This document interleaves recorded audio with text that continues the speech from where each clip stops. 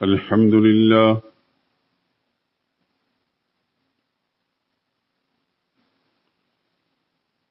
الحمد لله وحده والصلاة والسلام على من لا نبي بعده ولا رسول بعده ولا معصوم بعده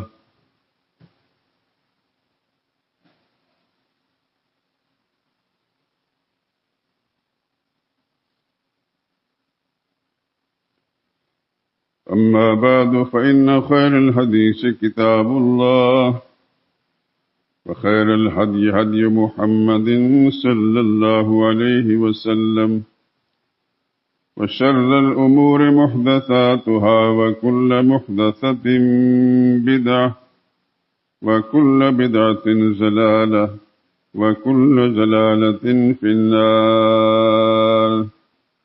أعوذ بالله من الشيطان الرجيم. بسم الله الرحمن الرحيم. النبي أولى بالمؤمنين من أنفسهم وأزواجه أمهاتهم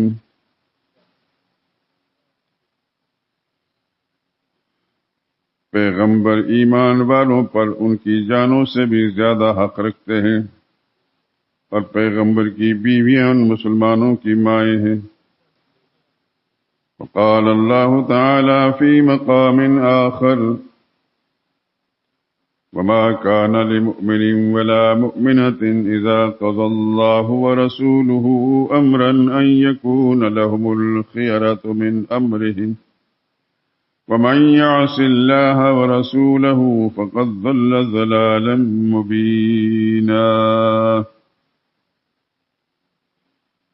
اور کسی مومن مرد اور مومن عورت کو حق نہیں ہے کہ جب اللہ اور اس کے رسول کوئی فیصلہ فرما دیں تو وہ اس کام میں اپنا بھی کچھ اختیار سمجھیں، اور جو شخص اللہ اور اس کے رسول کی نافرمانی کرے گا وہ سری گمراہی میں مبتلا ہو گیا. قال رسول اللہ صلی اللہ علیہ وسلم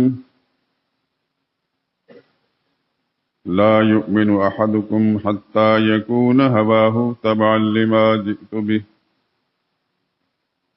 او كما قال علیہ الصلاة والسلام.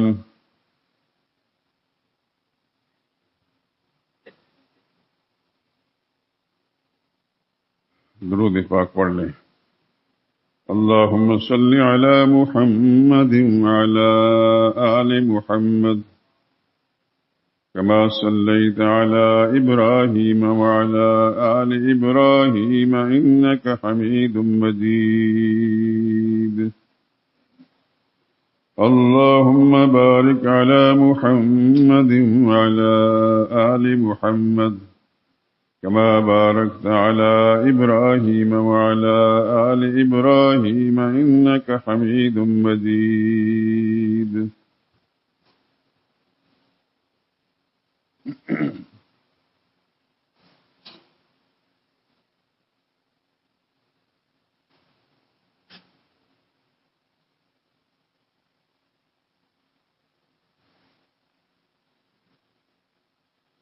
سلام اس پر جو سچائی کی خاطر دکھ اٹھاتا تھا، سلام اس پر جو بھوکا رہ کے اوروں کو کھلاتا تھا،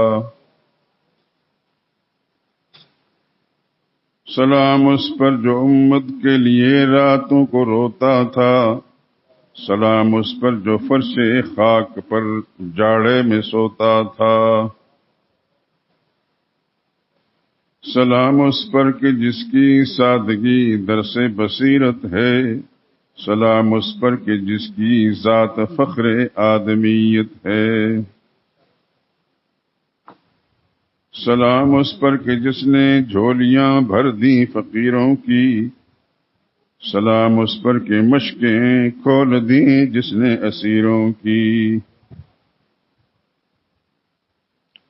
سلام اس پر کہ جس نے فضل کے موتی بکھیرے ہیں، سلام اس پر بروں کو جس نے فرمایا یہ میرے ہیں۔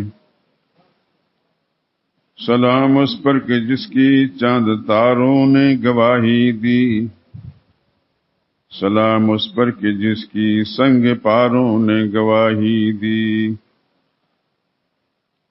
سلام اس پر فضا جس نے زمانے کی بدل ڈالی، سلام اس پر کہ جس نے کفر کی قوت کچل کچل ڈالی۔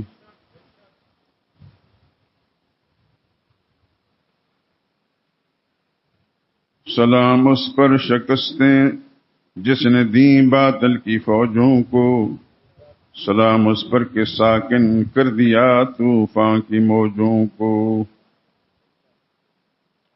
سلام اس پر کہ جس نے کافروں کے زور کو توڑا، سلام اس پر کہ جس نے پنجے بیداد کو موڑا، سلام اس پر سر شاہن شہی جس نے جھکایا تھا، سلام اس پر کہ جس نے کفر کو نیچا دکھایا تھا، سلام اس پر کہ جس نے زندگی کا راز سمجھایا، سلام اس پر کہ جو خود بدر کے میدان میں آیا، سلام اس پر کہ جس کا نام لے کر اس کے شیدائی الٹ دیتے ہیں تخت قیصریت اوج دارائی، سلام اس پر کہ جس کے نام لیوا ہر زمانے میں بڑھا دیتے ہیں ٹکڑا سرفروشی کے خزانے میں، سلام اس پر کہ جس کے نام کی عظمت پہ کٹ مرنا، مسلمان کا یہی ایمان یہی مقصد یہی شیوا، سلام اس ذات پر جس کے پریشان حال دیوانے سنا سکتے ہیں اب بھی خالد و حمزہ کے افسانے، درود اس پر کہ جس کا نام تسکین دل و جاں ہے، درود اس پر کہ جس کے خلق کی تفسیر قرآن ہے، درود اس پر کہ جس کی بزم میں قسمت نہیں سوتی، درود اس پر کہ جس کے ذکر سے سیری نہیں ہوتی، درود اس پر تبسم جس کا گل کے مسکرانے میں، درود اس پر کہ جس کا فیض ہے سارے زمانے میں، درود اس پر کہ جس کا تذکرہ عین عبادت ہے، درود اس پر کہ جس کی زندگی رحمت ہی رحمت ہے، درود اس پر کہ جو تھا صدر محفل پاک بازوں میں، درود اس پر کہ جس کا نام لیتے ہیں نمازوں میں،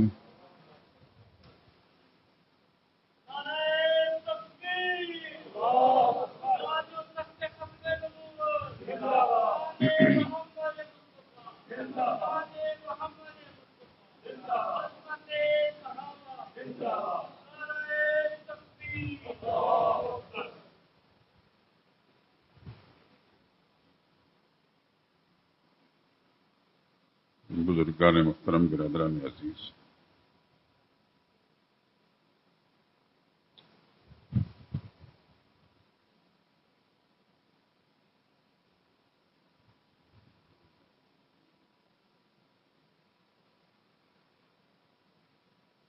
آج ربیع الاول کی 29ویں تاریخ ہے، یعنی یہ وہ ماہ مبارک جس میں سرور عالم صلی اللہ علیہ وسلم اس کائنات انسانی کو انہوں نے شرف بخشا، پروردگار عالم نے ان کو اس دنیا میں بھیجا،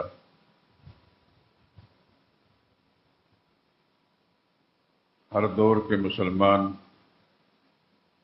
سرور کائنات صلی اللہ علیہ وسلم کی عظمت کا تذکرہ کرتے تھے، کرتے رہے ہیں اور آج تک کر رہے ہیں اور انشاءاللہ صبح قیامت تک کرتے ہی رہیں گے۔ خالق کائنات نے اس دنیا میں 1,00,000 اور کئی ہزار انبیاء کرام علیہ السلام بھیجے، مبعوث فرمائے، لیکن اس میں شک اور شبہ کی کوئی گنجائش نہیں کہ جو رتبہ اور مقام، جو اہمیت سرور کائنات صلی اللہ علیہ وسلم کو نصیب ہوئی ہے، وہ اس سے پہلے اولاد آدم میں کسی انسان، کسی پیغمبر کو نصیب نہیں ہوئی۔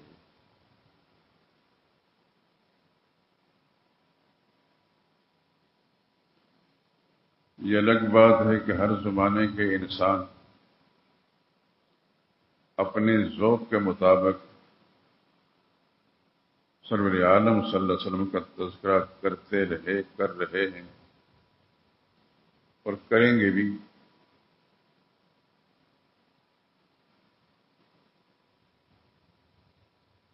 لیکن جس طرح صحابہ کرام رضوان اللہ تعالی علیہم اجمعین نے آپ کا ذکر خیر کیا، کرتے رہے، وہ کسی انسان کو نصیب نہیں ہوا آج تک بھی۔ آگے کا حال صرف اللہ ہی جانتے ہیں۔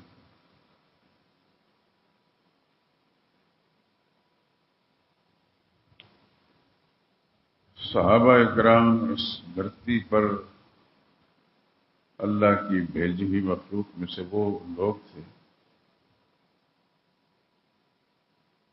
کہ کسی بھی پہلو سے، کسی بھی حوالے سے، ماضی میں گزرے ہوئے انسان ہوں یا حال میں، کوئی اور انسان بھی اس پائے کا نہیں گزرا، نہ سابقہ انبیاء کرام علیہ السلام کی امتوں میں ایسی مثالیں ملتی ہیں، اور نہ ہی محمد مصطفیٰ صلی اللہ علیہ وسلم کی امت میں صحابہ کے علاوہ آج تک کوئی ایسی مثال ہے۔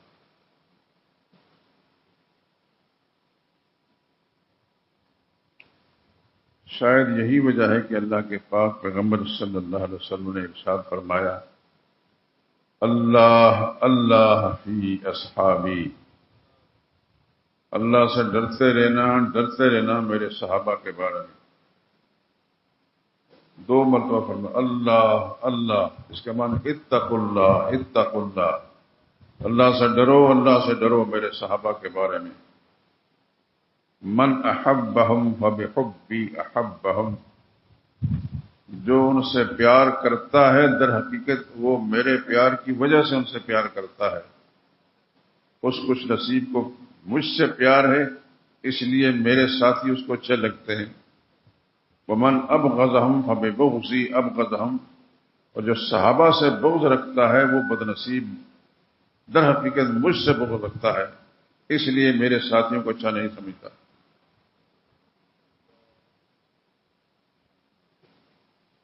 اس بات کو تمام دوستوں سے درخواست کرتا ہوں ذہن نشین فرما لیں کہ اللہ کی دھرتی پر آدم کی اولاد میں انبیاء کرام علیہ الصلوۃ والسلام جیسے انسان نہیں گزرے، اللہ نے بنائے نہیں۔ ان کی امتوں میں بھی ان کے ساتھی صحابہ رہے ہوں گے،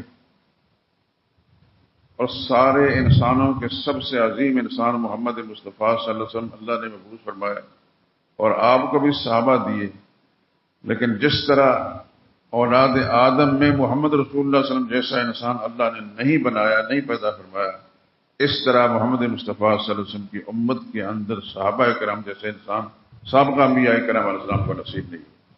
یہ بالکل واضح عقیدہ ہر مسلمان کا ہونا چاہیے۔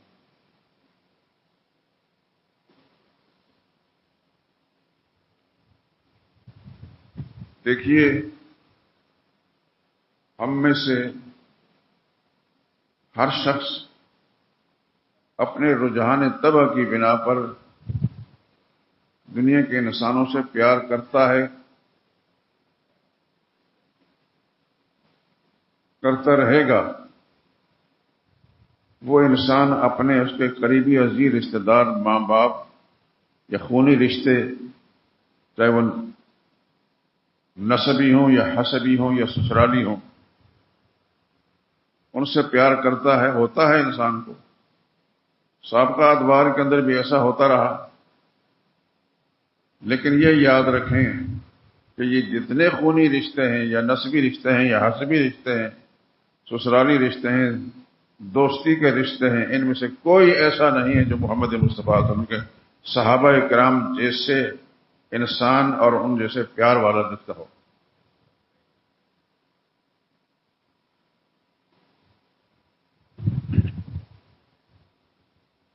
صحابہ نے عملاً نبی کریم صلی اللہ علیہ وسلم کے ساتھ وہ پیار کیا کہ جس کی نظیر اس دھرتی پر آنے والے انسانوں میں نہیں ملتی، سابقہ ادوار کے اندر۔ قرآن حکیم نے سابقہ انبیاء کرام کا تذکرہ کیا ہے، آپ حضرات تلاوت یقین کرتے ہوں گے اور اس میں غور بھی کرتے ہوں گے، اور غور کرنا بھی چاہیے، اور میں درخواست کروں گا کہ قرآن حکیم کی تلاوت ہرگز نہ چھوڑیں۔ کچھ بھی ہو جائے، کچھ بھی ہو جائے، دن میں ایک مرتبہ چاہے کتنی آیتیں بھی آپ پڑھ سکتے ہیں، ضروری نہیں کہ پورا پارہ پڑھیں، آدھا پارہ پڑھیں، پون پارہ پڑھیں، ایک رکوع پڑھیں، لیکن تسلسل قائم رہنا چاہیے۔ اور پڑھتے وقت قرآن کریم کی آیات میں یہ غور کریں کہ اللہ کیا فرما رہے ہیں۔ ایسا نسخہ قرآن حکیم کا جو کسی عالم دین کا ترجمہ اس میں لکھا ہوا ہو اور معتبر عالم دین کا، تو جتنا بھی آپ تلاوت کر سکتے ہیں اس کے ساتھ ساتھ ان آیات کا ترجمہ بھی دیکھیں، تو خود اپنے آپ سے آپ کچھ عرصے کے بعد پوچھیں گے میں ایک سال پہلے کیا تھا اور اب کیا ہوں، کیا اللہ نے سوچ بنا دی ہے۔ جب آپ کی سوچ اس انداز سے بہتر ہوگی تو پھر آپ اپنے گھر والوں کے اندر بھی روشنی پیدا کریں گے اسلام کی، آپ کی نسلوں کو بھی ہدایت کا سبق پڑھائیں گے، اور آپ کے بچے جو ہیں آپ کے محلے داروں رشتہ داروں سے بالکل ممتاز نظر آئیں گے۔ یہ کوئی ضروری نہیں ہوتا کہ جو مسجد کا امام ہو تو وہی لوگوں کو دین کی بات سمجھائے۔ مسجد کا امام تو اس لیے کہ عام آدمی کاروباری کی وجہ سے مسجد کے اندر آ کر نمازیں نہیں پڑھا سکتے، تو ایک آدمی مقرر کر دیا جاتا تو تم نمازیں پڑھاؤ، اس کی ڈیوٹی لگ جاتی ہے۔ لیکن قرآن کریم کے ساتھ تعلق، دین سے تعلق، محمد مصطفیٰ تعلیمات سے تعلق ہر مسلمان کا اس طرح ہے، جس طرح مسجد کے امام کا ہے اس طرح مقتدی کا بھی ہے۔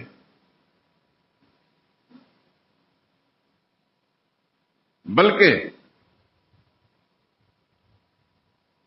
اگر مقتدی عام مسلمان قرآنی نسبت سے، نبی کریم صلی اللہ علیہ وسلم نسبت سے دین کی محبت زیادہ رکھتا ہے، اور مسجد کے امام صرف لالچ کی بنا پر کہ مجھے اتنی تنخواہ ملتی ہے وہ دیندار بنا ہوا ہے، یاد رکھیں قرآن میرے ہاتھ کے اندر ہے، وہ پبلک کا آدمی اس امام سے بہتر ہے۔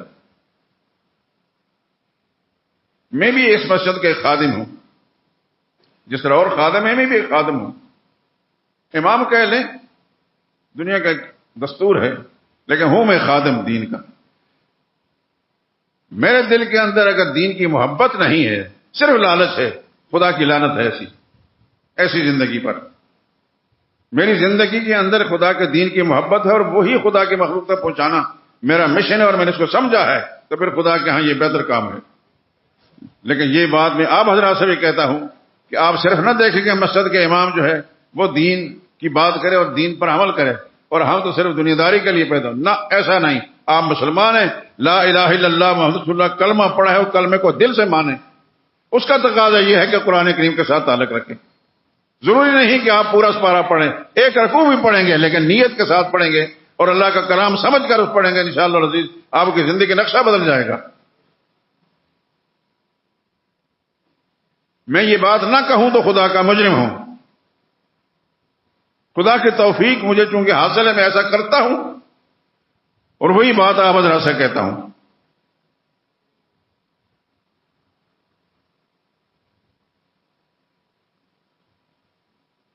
صبح کے وقت اٹھ کر الحمدللہ العظیم، رات کے پچھلے پہر میں اور میری بیوی سب سے پہلا کام یہ ہوتا ہے نماز پڑھنے کے بعد قرآن کی تلاوت کرتے ہیں۔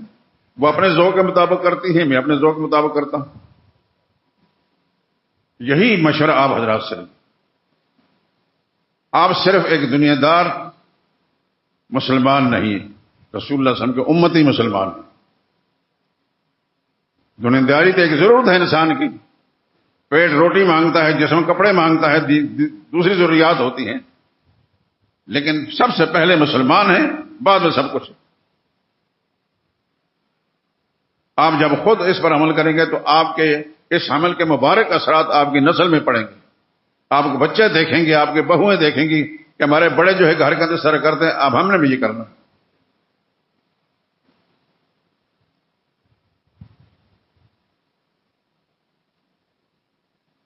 مجھے ذرا مصروفیت ہوتی ہے، کچھ اس کی تفصیل میں جانے کی ضرورت نہیں، دینی ہی ہوتی ہے، کوئی دنیا داری کے نہیں۔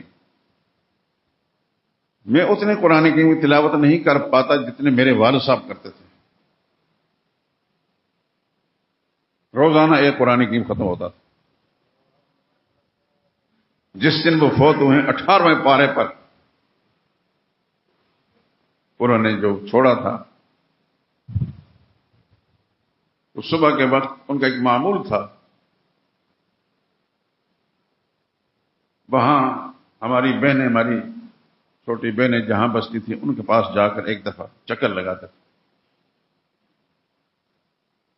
کھانا پینا نہیں، بس چکر لگا کے خرید پوچھنا، ملنے جلنے والے جو ان کی خرید پوچھنا۔ جس دن ان کا انتقال ہوا، اپنے گھر کے قریب پہنچے ہیں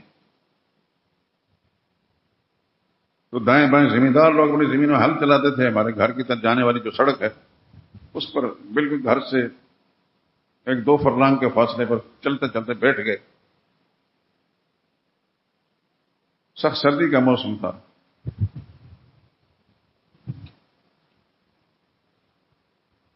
جس میں لوگ کانپتے رہتے ہیں، ان کے جسم پر پسینہ تھا۔ لوگ چونکہ بہت زیادہ عقیدت مند تھے، کسی نے دیکھا کہ بڑے استاد راستے میں چلتے چلتے بیٹھ گئے، کبھی ایسا کیا نہیں۔ انہوں نے اپنے حل چھوڑ کر بھاگ کر ان کیا ہے، کیا صورت حال ہے، انہوں نے کچھ بتایا نہیں، بہت کم بولتے تھے۔ اٹھ کر خود چل پڑے، لیکن وہ زندگی آخری سانس تھے، چند قدم جا کر پھر بیٹھ گئے۔ پھر انہوں نے آواز دی گھر میں میرے چھوٹے بھائی کو، ہمارے گھر بندی پر ہے، کہ ان کی کچھ طبیعت خراب لگتی ہے تو آپ آ کر ان کو لے جائیں۔ خیر قصہ مختصر ہے، وہ آئے، ان کو لے گئے۔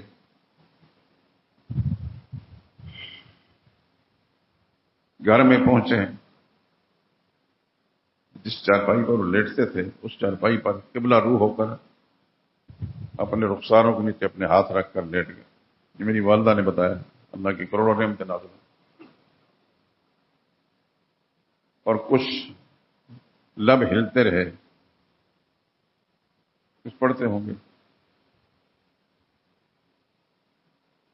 تھوڑی دیر کے بعد آنکھیں بند کر دی اور لب ہلنا بند ہو گئے۔ میری والدہ نے کچھ آوازیں دی لیکن کا جواب نہیں دیا۔ میری چھوٹی ہمشیرہ کو انہوں نے بلایا کہ دیکھیں آج کیا ہوا۔ انہوں نے آ کر ہاتھ لگایا، اللہ کے پاس پہنچ چکے تھے۔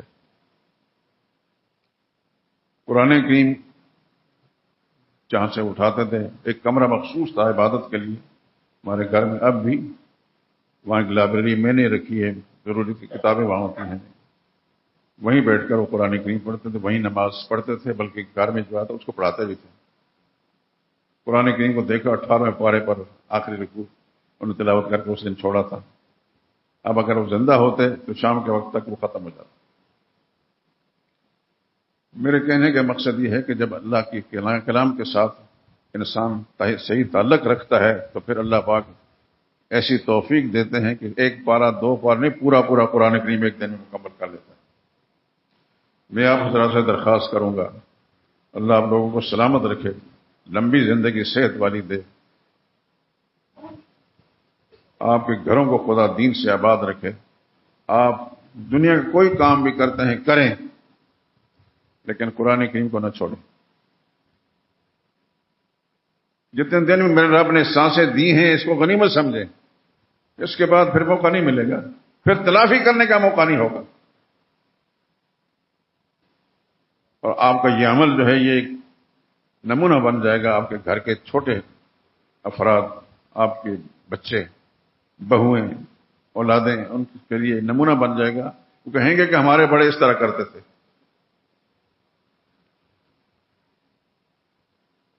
خیر، بات عرض کر رہا تھا کہ صحابہ کرام رضوان اللہ تعالی علیہ مجمعین محمد مصطفیٰ صلی اللہ علیہ وسلم کے سچے عاشق تھے. ایسے عاشق سابقہ امتوں میں بھی کسی نے نہیں دیکھے، اور ایسے عاشق صحابہ کے بعد آج تک نہیں پیدا ہوئے.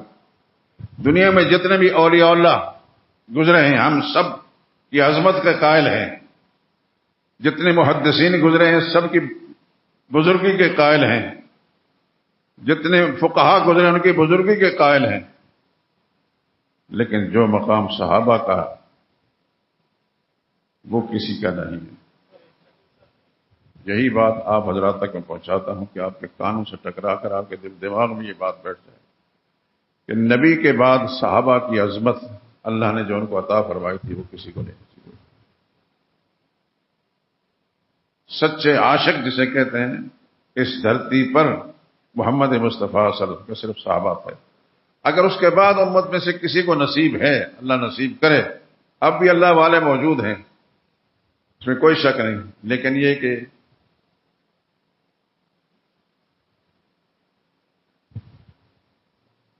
وہ لوگ تشہیر نہیں کرتے. وہ لوگ تشہیر نہیں کرتے، وہ سادہ رہتے ہیں. جو تشہیر کرتے ہیں، جنہوں نے اپنے ایجنٹ بنا رکھے ہوتے ہیں، یہ لوگ دین والے نہیں ہوتے دوستو، یہ دنیا دار لوگ ہوتے ہیں. میں کسی کا نام نہیں لینا چاہتا، لیکن یہ ایجنٹی جو ہے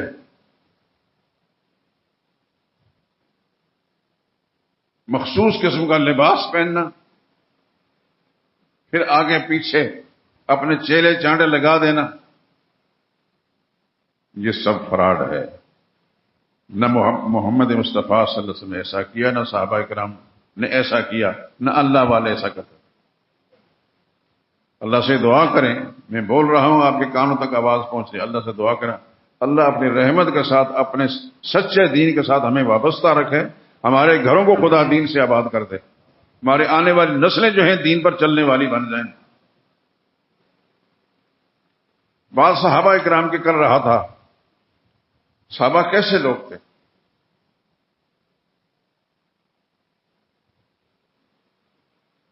نبی کریم صلی اللہ علیہ وسلم کی اداؤں کو اپناتے تھے. ادائیں، یہ محاورہ تو آپ نے سنا ہی ہے کہ فلاں فلاں کی ادائیں اپناتا ہے. مثال کے طور پر بات عرض کر رہا ہوں. نبی کریم صلی اللہ علیہ وسلم جس سفر پر جاتے،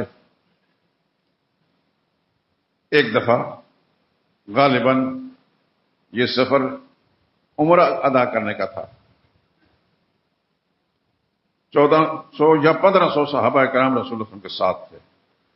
رسول اللہ صلی اللہ علیہ وسلم نے خواب دیکھا کہ بیت اللہ کا طواف کر رہے ہیں، تو حضور صلی اللہ علیہ وسلم نے اس پر عمل پیرا ہونے کے لیے صحابہ سے تذکر کے سب نے پروگرام چلتے ہیں مدینہ منورہ سے مکہ کی طرف. راستے میں چلتے ہوئے نبی کریم صلی اللہ علیہ وسلم، یہ یاد رکھیں اب تو گاڑیاں بھی ہیں، موٹریں بھی ہیں، ٹرینیں بھی ہیں، سب کچھ ہے. اس زمانے میں کچھ نہیں تھا. یہ 1500 سال پرانی بات کر رہا ہوں. انسانی تقاضے جو ہیں تو یہ تو ہر وقت انسان کے ساتھ لگے رہتے ہیں. نبی کریم صلی اللہ علیہ وسلم راستے میں کسی جگہ رک کر آپ نے قضاء حاجت فرمائی، راستے سے ہٹ کر.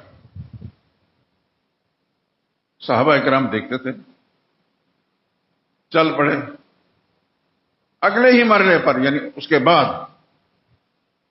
ایک صحابی، نام میں لے لیتا ہوں، عبداللہ بن عمر رضی اللہ تعالی عنہ، یہ سیدنا فاروق اعظم کے صاحبزادے ہیں.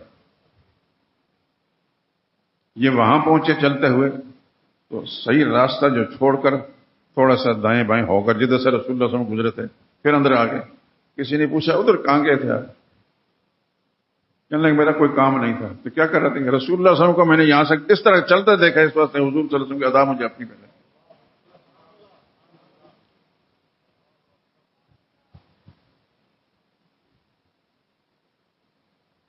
صحابہ عاشق رسول تھے. عاشق کا لفظ اب بھی ہم بولتے ہیں، لیکن بے شمار لوگ ڈرامے کرتے ہیں فراڈ کرتے ہیں. عاشق رسول دنیا میں اگر کسی نے دیکھے ہیں تو محمد مصطفیٰ صلی اللہ علیہ وسلم کے ساتھ ہی دیکھیں. اس میں کوئی شک نہیں کہ صحابہ کے بعد بھی لوگ تابعین میں بھی ایسا گزرے ہیں. ایک مثال دیتا ہوں. ہم حنفی لوگ امام ابو حنیفہ رحمۃ اللہ تعالی کے مقلدین میں سے ہیں. امام ابو حنیفہ تابعی تھے، صحابی نہیں تھے، تابعی تھے، صحابہ کے شاگرد تھے. اور امام مالک 15 سال ابو حنیفہ سے چھوٹے تھے. بہت بڑے انسان تھے امام مالک، تذکرہ سن چکے ہیں آپ. امام شافعی بہت چھوٹے تھے، یعنی امام مالک کے شاگرد تھے امام محمد بن حسن شیبانی.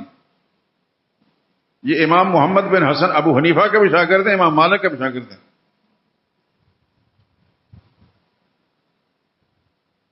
تو امام محمد بن حسن شیبانی نے جو کچھ پڑھا تھا امام مالک سے حدیث پڑھی تھی، اس کے بعد پھر امام شافعی رحمۃ اللہ تعالی ان کے شاگرد بنے تیسرے چوتھے درجے پر. اور امام شافعی کے شاگرد تھے امام احمد بن حنبل، اور امام بخاری شاگرد تھے احمد بن حنبل کے. بہت پیچھے کے لوگ ہیں. امام بخاری کتنے بڑے انسان ہوں، ابو حنیفہ بہت آگے تھے. ابو حنیفہ پہلی صدی ہجری میں گزرے ہیں. جس صدی میں محمد مصطفیٰ صلی اللہ علیہ وسلم گزرے ہیں اس صدی میں ابو حنیفہ اللہ نے پیدا کیے. اور انہوں نے ایک روایت میں 20 سال پہلی صدی گزارے، ایک روایت میں تو 40 سال گزارے. مصر کے ایک عالم کی تحقیق ہے کہ 40 سال گزارے. اس ابو حنیفہ کی بات کر رہا ہوں، یہ صحابی نہیں، صحابی کے شاگرد ہیں. اللہ نے ان کو ایسا مقام عطا فرمایا تھا کہ ایک دفعہ کسی مسجد میں گئے، نماز پڑھنے گئے ہوں گے، طہارت کے لیے گئے ہوں گے. تو ایک غسل خانے سے پانی باہر نکل کر بہ رہا تھا اور پانی نظر آ رہا تھا. اندر کوئی نوجوان غسل کر رہا تھا. ان کی نظر جب اس پانی پر پڑی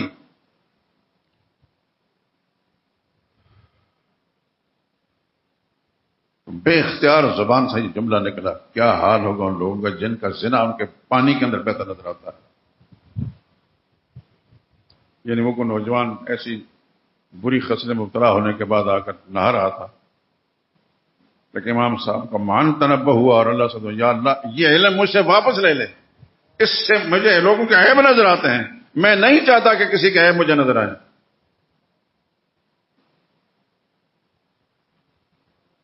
یہ لوگ صحابہ کے شاگرد تھے، لیکن کتنے بڑے انسان تھے اب اندازہ نہیں کر سکتے. کسی دوسرے موقع پر میں کچھ اشعار سناؤں گا آپ کو عربی کے. امام ابو حنیفہ رحمۃ اللہ تعالیٰ کی ذات عالی کا دیدار کیا اور یہ پوچھا یا اللہ بے متن جو عبادت تیرے بندے کس ذریعے سے نجات پائیں گے. اس وقت اللہ پاک نے جو کچھ سکھایا، کچھ تسبیحات ہیں. وہ تسبیحات بہت چھوٹی عمر میں فقہ کی کتابیں جب پڑھتا تھا ذہن بڑا تیز تھا، جو چیز ایک دفعہ پڑھ لیتا تھا یاد ہو جاتی تھی. الحمدللہ وہ یاد ہے. چند دن پہلے پرانے اوراق کو میں نے ورقردانی کی تو نکل آئے جو میرے آپ کے ہاتھ کے لکھے ہوئے تھے. دل میں خیال آیا کہ کسی وقت انشاءاللہ اس کو لکھ کر دوست احباب کی خدمت پیش کروں گا اور یاد ہو جائے گا انشاءاللہ. وہ عجیب انسان گزرے ہیں ابو حنیفہ، لیکن صحابی نہیں تھے. صحابہ بہت بڑے لوگ تھے، صحابہ بہت بڑے لوگ تھے. صحابہ سے بڑے صرف محمد مصطفیٰ صلی اللہ علیہ وسلم. تو صحابہ کے عشق رسول کی ایک جھلکی میں نے آپ کو دکھائی.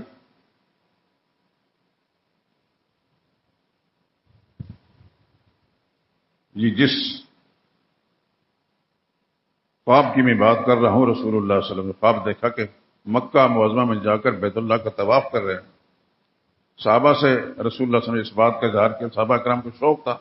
یہ کب کی بات ہے؟ جبکہ رسول اللہ صلی اللہ علیہ وسلم مکہ معظمہ نہیں تھے، مدینہ طیبہ. اور مکہ کے مشرکین سخت دشمن تھے رسول اللہ صلی اللہ علیہ وسلم کے اور صحابہ کرام. یہ سن 6 ہجری کے اینڈ پر کی بات. رسول اللہ صلی اللہ علیہ وسلم نے جب اس کا ذکر فرمایا تو صحابہ کرام نے، وہ تو پہلے ہی سے بے چین بیٹھے تھے کہ رسول اللہ کی زبان مبارک ہلے تو ہم بھی عمل کریں. چنانچہ پروگرام کے مطابق چل پڑے اور مکہ معظمہ کے قریب چند کلومیٹر کے فاصلے پر اس زمانے میں اس کا نام تھا حدیبیہ، اور آج کل اس کا نام آپ حضرات کی تشریف لے گئے ہوں گے، میں بھی گیا ہوں. اس کے وہ ہے چیک پوسٹ، جہاں سے باہر سے آنے والے لوگ جو باقاعدہ ان کے پاسپورٹ چیک کیے جاتے ہیں کہ جن نے مکہ معظم حرم شریف جانا ہے. اس کو الشمیسی، بڑے بڑے سڑک پر بورڈ لگے ہوئے الشمیسی. مجھے چونکہ اللہ کریم نے اپنی رحمت سے بارہا وہاں کی حاضری نصیب فرمائی ہے، اس واسطے میرے ذہن کے اندر سب کچھ اس مقام پر پہنچا. اس کا پرانا نام حدیبیہ تھا. مشرکین مکہ کو پتہ چلا کہ محمد اپنے ساتھیوں سمیت آ رہے ہیں. انہوں نے اپنا پیغام بھیج دیا کہ ہم آپ کو مکہ میں نہیں داخل ہونے دیں گے، ہم نے آپ کو خانہ کعبہ میں داخل نہیں ہونے دینا. کیونکہ رسول اللہ صلی اللہ علیہ وسلم اور صحابہ کرام عبادت کرنے آئے تھے، لڑائی لڑنے نہیں آئے تھے. لیکن کافر تو کافر ہوتا ہے، مشرک کا دماغ خراب ہوتا ہے. اس نے آ کر صاف کہا کہ ہم آپ کو نہیں داخل ہونے دیں گے. نبی کریم صلی اللہ علیہ وسلم نے پیغام بھیجا، دیکھیے بھائی ہم لڑنے نہیں آئے، ہم خدا کے گھر کی زیارت کرنے آئے ہیں، طواف کرنے آئے ہیں. کچھ بھی ہو ہم جی اجازت نہیں دیں گے. بعض صحابہ کرام، بزرگ صحابہ کرام کے بارے میں رائے لی گئی کہ کس کو بھیجیں. فاروق اعظم کا نام لیا گیا. فاروق نے فرمایا کہ مجھے نہ بھیجیں، کیونکہ میرا وہاں کو رشتہ دار بھی نہیں اور میرے ساتھ پہلے سے ان کا تلخی والا معاملہ ہے. ہماری سب کی رائے یہ ہے کہ عثمان ذی النورین کو بھیجا جائے. سیدنا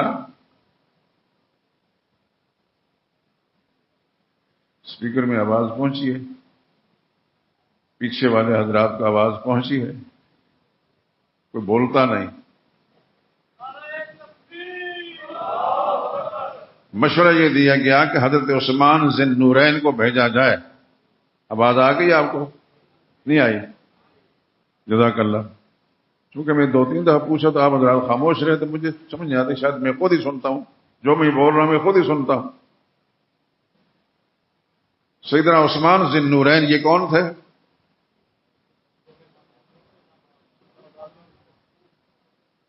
سرور کائنات صلی اللہ علیہ وسلم کے داماد تھے. اکیلے نہیں، دوہرے داماد تھے.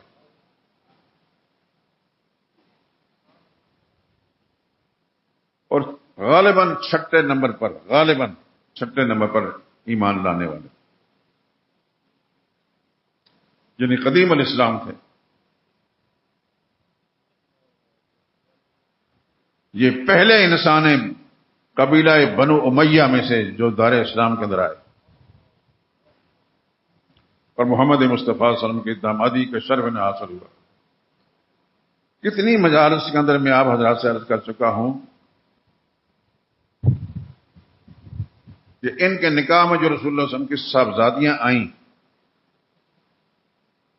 وہ 2 صاحبزادیاں یکے بعد دیگرے رسول اللہ صلی اللہ علیہ وسلم کا چچا، جس کو ابو لہب کہا جاتا ہے، اس کے بیٹوں کی طرف منسوب تھی، یا اس زمانے کے لحاظ سے نکاح ہوا تھا، رخصتی نہیں ہوئی تھی.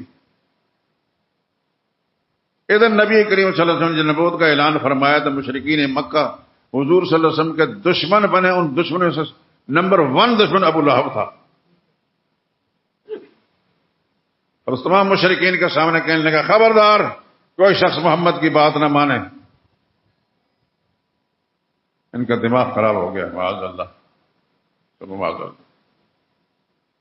اور سب سے پہلا پتھر پھینکنے والا یہ بدنصیب انسان تھا.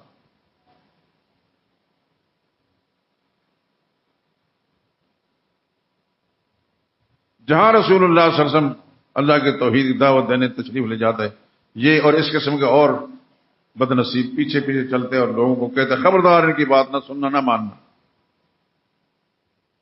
اس سے پہلے رسول اللہ صلی اللہ علیہ وسلم کی دو صاحبزادیاں سیدہ رقیہ الزہرا، نام ذہن میں رکھنا، سیدہ زہرا کا میں وجہ بیان کرتا ہوں۔ زہرا یہ تھی، اور دوسری صاحبزادی کے اندر سیدہ ام کلثوم رضی اللہ تعالی عنہا۔ ابو لہب کے دو بیٹے، ایک بیٹے کا نام تھا عتبہ اور دوسرے کا نام تھا عتیبہ۔ ان کی طرف منسوب تھیں۔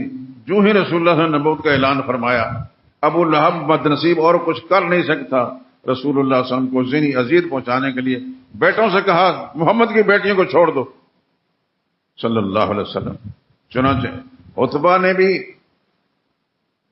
اپنی منکوہہ چھوڑ دی اور عتیبہ نے بھی چھوڑ دی۔ آپ جانتے ہیں کہ کوئی شخص انتقامی جذبے کے ساتھ کسی کی بیٹی کو طلاق دے تو ماں باپ کے دل پر کیا گزرتی ہے، سرور کائنات صلی اللہ علیہ وسلم کو کس قدر تکلیف ہوئی ہوگی۔ بہرحال ادھر سے طلاق تو ہو گئی، ادھر سیدنا عثمان رضی اللہ تعالی عنہ، ان کی قسمت کے کیا کہنے۔ سیدہ رقیہ رضی اللہ تعالی عنہ کا حضرت عثمان رضی اللہ تعالی عنہ سے نکاح ہو گیا، اور یہ پہلے آپ نے سنا چکا ہوں کہ سیدہ رقیہ حضور صلی اللہ علیہ وسلم صاحبزادیوں میں سے سب سے زیادہ حسین اور خوبصورت تھیں۔ زہرا اس لیے کہا جاتا ہے کہ زہرا کہتے ہیں کہ جو چمک دمک والی، تو حضور صلی اللہ علیہ وسلم صاحبزادیوں میں ان کا یہ مقام حاصل تھا۔ اور عجیب اتفاق ہے کہ سیدنا عثمان رضی اللہ تعالیٰ عنہ بڑے خوبصورت نوجوان تھے۔ عثمان گنگریالے بالوں والے، گورا رنگ، بہت خوبصورت شخصیت۔ ادھر محمد مصطفیٰ کی صاحبزادی، ان کے ساتھ نکاح ہو گیا۔ اور میں آپ کو سنا چکا ہوں، پھر دہراتا ہوں، ایک دفعہ حضور صلی اللہ علیہ وسلم نے اپنے غلام حضرت زید کو گھر میں کچھ کھانے پینے کی چیزیں پکا کر ان کے دیے جا کے عثمان کے گھر دے آؤ۔ وہ لے گئے۔ عثمان رضی اللہ تعالیٰ کے دروازے پہ جب پہنچے، دروازے کھلے تھے، کوٹھے بنگلے تو تھے نہیں اس زمانے میں، تو اندر صرف حضرت عثمان رضی اللہ تعالیٰ حضرت رقیہ دونوں بیٹھے ہوئے باتیں کر رہے تھے۔ ان کو احساس نہیں ہوا کہ زید دروازے میں کھڑے ہیں۔ یہ دروازے میں کھڑے ہو کر دیکھتے رہے۔ تھوڑی دیر کے بعد پھر انہوں نے حضور صلی اللہ علیہ وسلم کے مطابق کھانے پینے کی چیز دے کر واپس آ گئے۔ جب واپس آئے تو رسول اللہ صلی اللہ علیہ وسلم نے ان سے پوچھا کہ تم گئے تھے؟ عرض کہ یا رسول اللہ ہاں۔ تو حضور نے فرمایا کیا دیکھا؟ اللہ اکبر۔ حضرت زید نے عرض کیا یا رسول اللہ، دنیا میں بہت سارے انسان دیکھے ہیں، جوڑے بھی دیکھے ہیں، لیکن اتنا حسین جوڑا ہم نے نہیں دیکھا۔ سبحان اللہ۔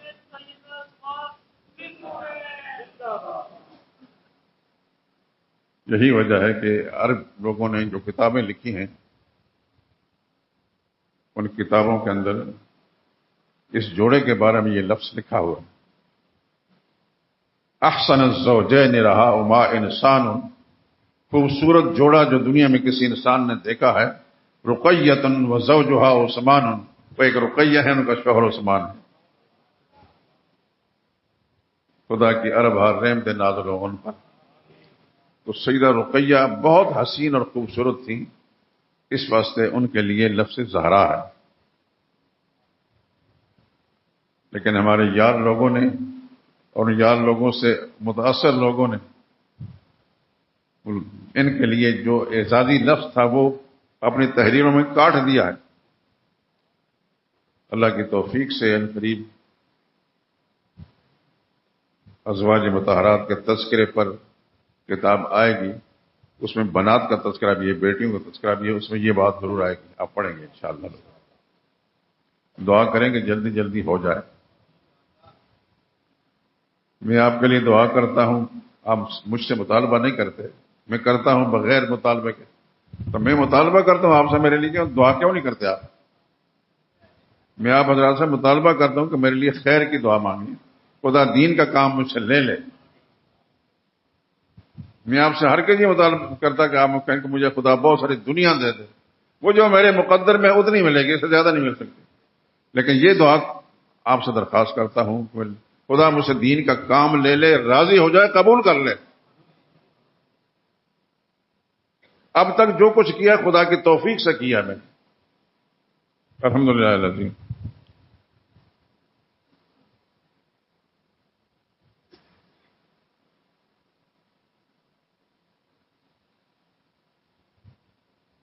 حضرت عثمان رضی اللہ تعالیٰ عنہ کو بھیجا رسول اللہ صلی اللہ علیہ وسلم نے مکہ معظمہ مشرکین کے پاس۔ اس کے بھیجنے کا سبب کیا تھا؟ ایک بات تو یہ تھی کہ عثمان رضی اللہ تعالیٰ عنہ ایسے سخی انسان کہ شاید دنیا کے اندر ایسی کو نظیر ہوئی۔ زمانہ کفر کے اندر بھی مشرکین مکہ پر ان کے احسانات تھے۔ ایک تو وجہ یہ ہے کہ یہ بہت بڑے کاروباری تھے، تاجر تھے، خدا نے ان کی تجارت میں اتنی برکت ڈالی تھی کہ اس کی مثال کہیں اور نہیں ملتی۔ ہر آدمی پر ان کے احسان تھے، تو صحابہ نے مشورہ دیا کہ عثمان کو بھیجا جائے، ان کے لیے حالات سازگار ہیں، وہاں کوئی مشرک، کوئی دین کا دشمن، نبی کا دشمن ان کو نقصان نہیں پہنچائے گا۔ چنانچہ سیدنا عثمان رضی اللہ تعالیٰ انتخاب ہوا، یہ تشریف لے گئے۔ وہاں مشرکین مکہ نے کچھ بھی ان کو نہیں کہا، یہ کہا کہ آپ چاہیں تو بیت اللہ کا طواف کر سکتے ہیں لیکن باقیوں کو نہیں چھوڑیں گے۔ خدا کی کروڑوں رحمتیں نازل عثمان پر، فرمان لگے جس پیغمبر نے بیت اللہ کا دروازہ دکھایا ہے وہ پیغمبر نہ ہو میرے ساتھ میں اکیلا یہاں طواف کر لوں، ایسا ممکن نہیں ہو سکتا۔ دیکھنے والا تو صرف خدا ہے، محمد رسول اللہ نہیں دیکھ رہے، لیکن جس محمد نے ہدایت کا سبق پڑھایا ہے وہ میرے ساتھ ہوں گے تب میں بیت اللہ کا طواف کروں گا۔ پھر بات لمبی ہو جائے گی۔ سیدنا عثمان رضی اللہ تعالیٰ عنہ کے بارے میں ادھر خبر مشہور ہو گئی رسول اللہ صلی اللہ علیہ وسلم کے پاس کہ عثمان کو لوگوں نے، مشرکین مکہ نے شہید کر دیا ہے۔ اگر یہ خبر جو پہنچے تو اللہ کے نبی پر کس قدر تکلیف پہنچی ہوگی، صحابہ اکرام کی تکلیف پہنچی کہ ہم تو عبادت کرنے آئے تھے، انہوں نے یہ کام کر دیا۔ اللہ اکبر، پیغمبر پر قربان جائیں صلی اللہ علیہ وسلم، صلی اللہ علیہ وسلم۔ نبی کریم صلی اللہ علیہ وسلم کھڑے ہوئے ایک درخت کے نیچے، اس درخت کا ذکر قرآن کریم کے اندر ہے، وہ درخت نہیں ہے، وہ درخت اس وقت ہے نہیں لیکن قرآن میں ذکر ہے اور قیامت تک رہے گا۔ آپ سوچتے ہوں گے کہ وہ درخت جس کے نیچے رسول اللہ صلی اللہ علیہ وسلم نے 1500 صحابہ کرام کی بیعت لی تھی وہ کدھر گیا؟ وہ درخت گرا نہیں، کٹوایا گیا ہے۔ کس نے کٹوایا؟ سیدنا فاروق اعظم رضی اللہ تعالیٰ۔ کیوں کٹوایا؟ انہیں اندیشہ پیدا ہو گیا تھا کہ اس درخت کی پوجا پاٹ نہ شروع ہو جائے کہ اس درخت کے نیچے اللہ کے پیغمبر نے 1500 صحابہ کرام بیعت لی تھی اور اس کا ذکر قرآن میں آ گیا ہے۔ وہ درخت کا ذکر قرآن میں ہے لیکن درخت موجود نہیں۔ فاروق اعظم کی دور اندیش نظریں، خدا کی ارب رحمتیں نازل ان پر، انہیں اندازہ کر لیا کہ آج تو ہم صحابہ کرام نبی کے تربیت یافتہ موجود ہیں، آنے والے زمانے میں شاید ایسا نہ ہو۔ اور واقعتاً اگر آج وہ درخت موجود ہوتا تو ہم پاکستانی کیا کرتے؟ اس کے جڑوں سے مٹی اٹھا کر لے آتے۔ خیر، نبی کریم صلی اللہ علیہ وسلم نے اس درخت کے نیچے سب صحابہ کرام کو جمع کیا، سب افسردہ تھے۔ میں نے جو کچھ سنا ہے تم نے سنا؟ عرض کہ یا رسول اللہ ہاں، عثمان کو شہید کر دیا گیا۔ حضور نے فرمایا واللہ، خدا کی قسم، لا ازال، میں یہاں سے ہٹوں گا نہیں جب تک عثمان کے خون کا بدلہ نہ لے لوں۔ پیغمبر کی شجاعت اور بہادری پر قربان جائیں صلی اللہ علیہ وسلم۔ نبی کریم صلی اللہ علیہ وسلم لڑنے نہیں آئے تھے، عبادت کرنے آئے تھے، لیکن جب یہ صورتحال بنی حضور نے فرمایا میں قربان ہو جاؤں گا، سب کو قربان کر دوں گا، لیکن عثمان کا قصاص لوں گا۔ تم میں سے کون شخص میرا ساتھ دیتا؟ سب نے ہاتھ کھڑے کیا، یا رسول اللہ ہم سب آپ کے ساتھ ہیں۔ علم الہی میں تھا اور پیغمبر کی فراست کو اندازہ تھا۔ رسول اللہ نے اپنا بایاں ہاتھ اپنے دائیں ہاتھ میں دے کر فرمایا میں اپنے بائیں ہاتھ کو عثمان کا ہاتھ قرار دے کر دائیں ہاتھ میں بیعت کر رہا ہوں کہ جو اس پر اللہ کی طرف سے مہربانیوں کا فیصلے آئے عثمان بھی محروم نہ رہے۔ سبحان اللہ، سبحان اللہ۔ اور پھر مہربانی کا فیصلہ قرآن میں موجود، لقد رضی اللہ عن المؤمنین، جس کو بیعت رضوان کہا جاتا ہے۔ اللہ فرماتے ہیں میری عظمت کبریائی کی قسم، ان ایمان والوں سے اللہ راضی ہو گیا۔ کن سے؟ اس یبایعونک کا تحت شجرہ، جو درخت کے نیچے آپ کے ہاتھ پر بیعت کر رہے تھے۔ بیعت کس لیے کر رہے تھے؟ بیعت قصاص کر رہے تھے کہ عثمان کا قصاص لیا جائے۔ وہ آیتیں آج بھی موجود ہیں، بعد میں پتہ چلا عثمان حیات ہیں، زندہ ہیں، فوت نہیں ہوئے۔ ایک بات کی طرف اشارہ کروں، اگر آپ ناراض نہ ہوں تو پہلے وعدہ کریں کہ ناراض نہیں ہوں گے۔ ہوں گے؟ نہیں ہوں گے۔ جزاک اللہ خیر، اللہ جزاک خیر دے۔ اگر اللہ کے سوا سب کچھ ہر جگہ سے کوئی جانتا ہوتا، میری بات سمجھ میں آ رہی ہے؟ اللہ کے سوا ہر چیز کو ہر وقت کوئی جانتا ہوتا تو حدیبیہ کا مقام چند کلومیٹر کے فاصلے پر بیت اللہ میں، خانہ کعبہ میں، اس جگہ عثمان رضی اللہ تعالیٰ عنہ حیات موجود تھے، لیکن حضور کو پتہ چلا کہ وہ شہید کر دیے گئے، تو حضور یقین کر کے بیعت لے رہے تھے صحابہ کرام بدلے۔ اگر علم الہی میں غیب کا علم ہوتا ہے محمد مصطفیٰ صلی اللہ علیہ وسلم کو، تو حضور صلی اللہ علیہ وسلم بیعت لیتے ہیں، فرما دیتے کہ وہ تو حیات ہیں، میرے پاس علم موجود ہے، وہ تو زندہ ہے۔ معلوم ہوا کہ سب کچھ جاننے والی ذات صرف اللہ ہی کی ہے، غیب دان ذات اللہ ہی کی ہے، عالم الغیب ذات صرف اللہ ہی کی ہے۔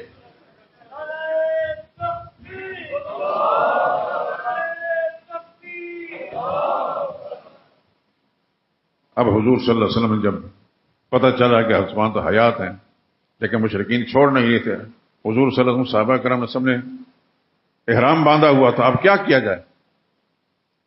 وہاں اسی جگہ احرام کھول کر وہاں سارے کام کر کے واپس ہونا ہے، لیکن صحابہ کرام کو حضور نے فرمایا کہ یہ احرام کھول دو۔ کوئی شخص تیار نہ ہوا، اس قدر رنجیدہ تھے، پریشان حال تھے کہ ان مشرکین کے ساتھ ہم لڑنے نہیں آئے تھے، بدبختوں نے ہمارا راستہ روکا ہے۔ نبی کریم صلی اللہ علیہ وسلم نے فرمایا کہ تم احرام کھول دو، لیکن صحابہ کرام دل برداشتہ ہیں، چپ ہیں۔ اللہ اکبر۔ اس وقت رسول اللہ صلی اللہ علیہ وسلم کی ایک زوجہ مطہرہ، دھیان سے سننا، حضرت ام سلمہ رضی اللہ تعالی عنہا، سیدہ ام سلمہ رضی اللہ تعالی عنہا بہت فراست والی تھی، خدا کی ارب اور رحمت نازل ہوں۔ انہوں نے رسول اللہ صلی اللہ علیہ وسلم سے عرض کیا، یا رسول اللہ ایسا کریں آپ خود احرام کھول دیں، آپ خود احرام کھول دیں تو آپ کے دیکھا دیکھی سب کھولیں۔ ایسا ہی ہوا، جو ہی رسول اللہ نے احرام کھولا سب کے سب صحابہ کرام نے احرام کھول دیا۔ اگلے سال پھر رسول اللہ صلی اللہ علیہ وسلم نے آ کر عمرۃ القضاء کیا۔ تفصیلات میں نہیں جانا چاہتا، صرف میں نے یہ اشارے آپ حضرات کو دھیان تھے کہ جس دین کے ہم نام لیوا ہیں اس کے سچے پیروکار نبی کریم صلی اللہ علیہ وسلم کی امت میں نمبر 1 صحابہ کرام تھے رضوان اللہ علیہ۔ ہمیشہ اللہ سے دعا کرتا رہے کہ اللہ صحابہ کی اتباع اور پیروی نصیب فرمائے، صحابہ کی محبت کو اپنے دل میں اتنی جگہ دیں، اپنے دل کو ٹٹول کر کہ میں اپنے باپ سے زیادہ محبت رکھتا ہوں یا صدیق اکبر سے، اپنی ماں سے زیادہ محبت رکھتا ہوں یا عائشہ صدیقہ سے۔ اگر ہر آدمی اپنے اندر کی کیفیت کو بھانپ لے اور اس کو یہ اندازہ ہو جائے کہ صحابہ سے محبت مجھے اپنے خاندان کے لوگوں سے محبت زیادہ ہے، تو پھر اس کا ایمان بڑا اعلیٰ ہے۔ اللہ سے دعا کریں کہ مجھے اور آپ کو خدا ایسا ایمان نصیب کرے۔ میں یقیناً اپنے ماں باپ سے، اپنے بڑوں سے بہت محبت رکھتا ہوں، یہ خدا جانتا ہے، لیکن جب تقابل کرتا ہوں تو صدیق اکبر کی جوتیاں جو ہیں وہ بھی میرے سارے خاندان کے لوگوں سے زیادہ افضل ہیں۔ عائشہ صدیقہ کے قدم میری ماں، دادی، نانی، جو جتنی خواتین گزری ہیں ان سب سے زیادہ افضل ہیں رضوان اللہ تعالی علیہ۔ جب تک ہمارا یہ جذبہ نہیں ہوگا صحابہ کرام کے بارے میں، معاملہ گول مول ہے۔ میرے دوستوں اور بزرگوں، آپ میرے ساتھی ہیں، خدا آپ کو لمبی زندگی دے۔ مجھے نہیں پتا کہ میری کتنی زندگی ہے، میں نے جتنے دن میں گزار لی ہے اسی جذبے سے گزارے ہیں، اور یہی بات آپ تک منتقل کرتا ہوں کہ اپنے عقیدہ اور ایمان پختہ رکھیں۔ صحابہ کے بارے میں بالکل ممتاز آپ کی سوچ ہونی چاہیے۔ اپنے ماں باپ، دادا دادی، نانا نانی، اپنے گھریلو افراد، جس سے بھی آپ محبت رکھتے رکھیں، لیکن صحابہ کی محبت بالکل ممتاز ہونی چاہیے۔ اللہ اس پر آپ کو قائم رکھے، اللہ مجھے بھی قائم رکھے۔ واخر دعوانا الحمدللہ رب العالمین۔